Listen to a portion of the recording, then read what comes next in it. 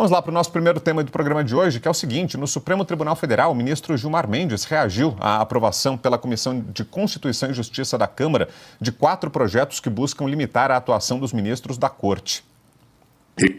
Este tribunal, como Vossa Excelência também acaba de enfatizar, valorizou a democracia, valorizou a normalidade institucional e soube sempre valorizar a política, entendendo que sem política não se faz democracia. Se a política voltou a respirar áreas de normalidade, isto também se deve à atuação firme deste tribunal. E o tribunal não fez nada mais, nada menos do que o seu dever de defender a democracia, o Estado de Direito e os direitos fundamentais. O avanço do chamado pacote anti-STF também incomodou uma ala dos deputados federais governistas. Apesar da derrota na CCJ, eles acreditam que podem impedir a tramitação das proposições das comissões especiais que deverão ser instaladas pelo presidente da Câmara, Arthur Lira. Lira, no entanto, já sinalizou que não pretende, por enquanto, acelerar a discussão dos projetos. Procurado por ministros da Corte, o presidente da Câmara afirmou que não irá adotar nenhuma medida que represente uma retaliação ao STF. A gente começa trazendo para você a análise de Alexandre Garcia, direto de Portugal, já aqui com a gente. Alexandre, queremos te ouvir sobre as medidas aprovadas na Câmara e essas reações que já vimos ontem com a fala do ministro Luiz Roberto Barroso, do presidente da Corte, agora o decano Gilmar Mendes se manifesta no mesmo sentido. Lira já conversou com alguns veículos, dando a entender que não vai colocar em pauta, que vai travar a tramitação desses projetos. Qual a sua análise, Alexandre, sobre esse cenário, sobre essas propostas? Boa noite.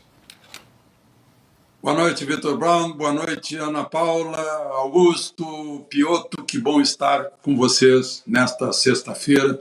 Bom, em primeiro lugar, eu acho que Arthur Lira sabe muito bem que ele é um. E os deputados são, com ele, 513.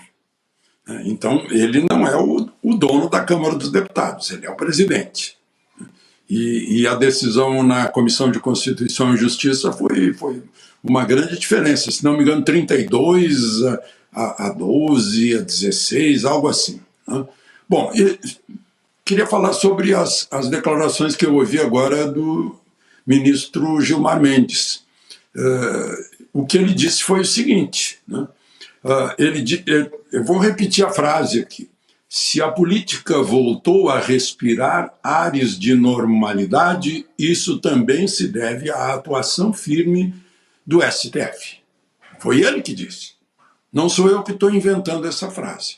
Porque ele está dizendo, a frase deixa bem claro, que o STF teve uma atuação política. Quando a função do STF é ter uma atuação de interpretação da Constituição e guardião da Constituição. Atuação política no Congresso Nacional. O próprio então presidente Fux, no discurso de posse, ao assumir a presidência, o ministro Luiz Fux disse que, ao substituir decisões do Congresso, o Supremo cai numa consequência deletéria. Ele usou essa palavra, deletéria. O Supremo se destrói ao se meter na política. E isso é verdade.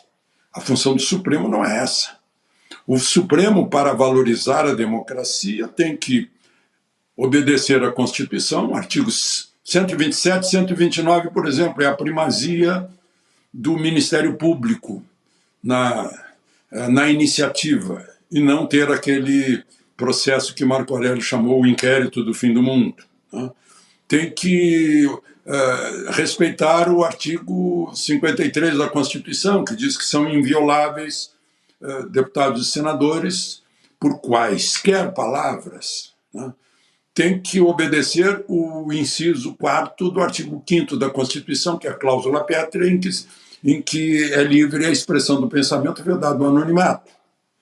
Tem que obedecer o artigo 220, que diz que é vedado todo e qualquer tipo de censura, e que nenhuma lei conterá restrição ao livre direito de informar, entre outras entre outras questões. Isso não fortalece a democracia, ao contrário, né? E tem uma ação deletéria na instituição Suprema Corte, né? Na divisão dos três poderes. É o único poder que não tem a representatividade do voto, portanto, não exerce poder político. Exerce uma ação técnica e não política, ao contrário do que nós ouvimos do decano do Supremo, né? E ele certamente sabe de tudo isso que eu estou dizendo, ele sabe. Ele apenas está defendendo por uma razão de espírito de corpo, diante da reação do Congresso, como disse o deputado Dom Luiz Felipe de Orleans e Bragança, é uma reação, né, ao ativismo judicial. São freios ao ativismo judicial, essas propostas, né?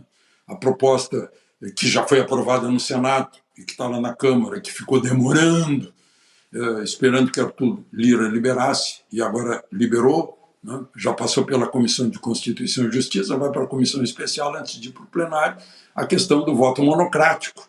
Está comprovado, o senador Oriovisto, que fez essa proposta, né, fez um levantamento mostrando que de 2012 a 2016 foram 846, 843 decisões monocráticas.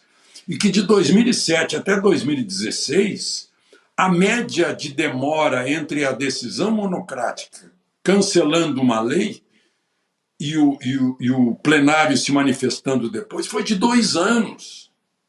Ou seja, não é possível que aconteça que um ministro do Supremo bloqueie uma decisão de 71% dos congressistas, como foi o caso da terceira vez em que foi aprovada a lei do comprovante do voto. Depois veio o plenário do Supremo e confirmou esse bloqueio. A gente está tendo aí os efeitos, né? Ainda existem dúvidas sobre resultados de eleição, segundo turno, etc.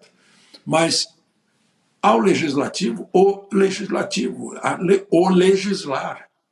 ao judiciário, o julgar, ao Supremo, ao executivo, o executar.